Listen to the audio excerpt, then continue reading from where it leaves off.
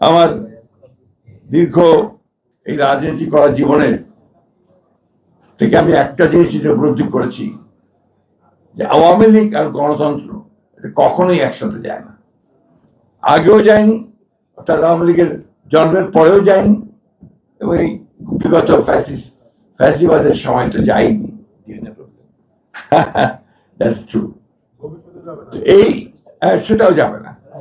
সমস্যা হচ্ছে কিন্তু আমরা দুর্ভাগ্যক্রমে Lily premium gold soap 24 carat gold ও মাল্টিভিটামিন সমৃদ্ধ, যা ডার্ক স্পট দূর করে বাড়িয়ে তোলে স্কিনের দীপ্তিময় উজ্জ্বলতা।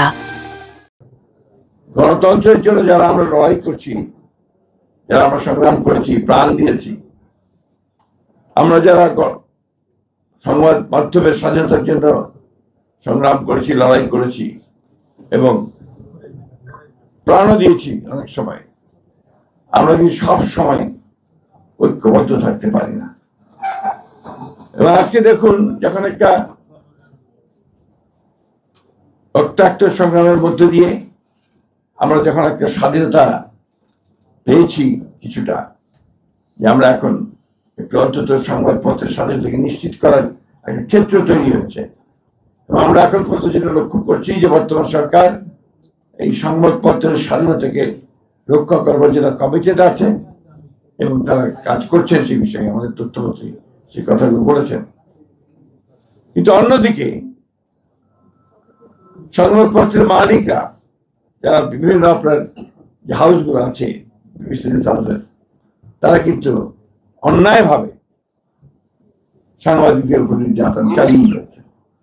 আমি একদম বলতে চাই খুব স্পষ্টভাবে, গতকাল আমাদের প্রেস ক্লাবের সভাপতিকে যেভাবে পদত্যাগ করতে বলা হয়েছে, এটা কোনো সভ্যতার মধ্যেই পড়ে না।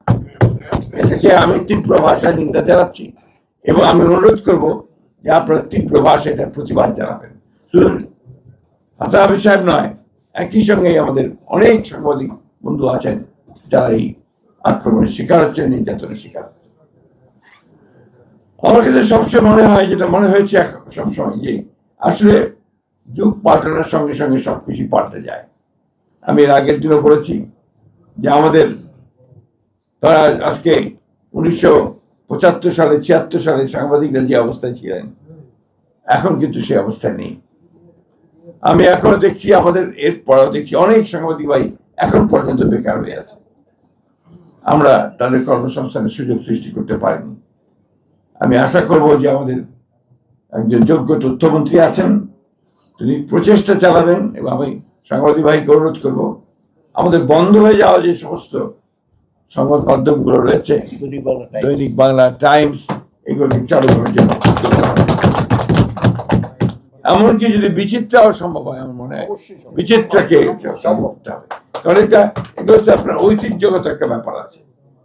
সুতরাং এটাকে সামনে নিয়ে আসার ব্যবস্থা করতে হবে এবং প্রয়োজনে বিভিন্নভাবে যারা পারবেন তাদেরকে দিয়ে একসাথে করে নতুন সংবাদ মাধ্যম সৃষ্টি করে আমাদের সাংবাদিকদের কর্মসংস্থানের ব্যবস্থা করে সৃষ্টি করতে হবে।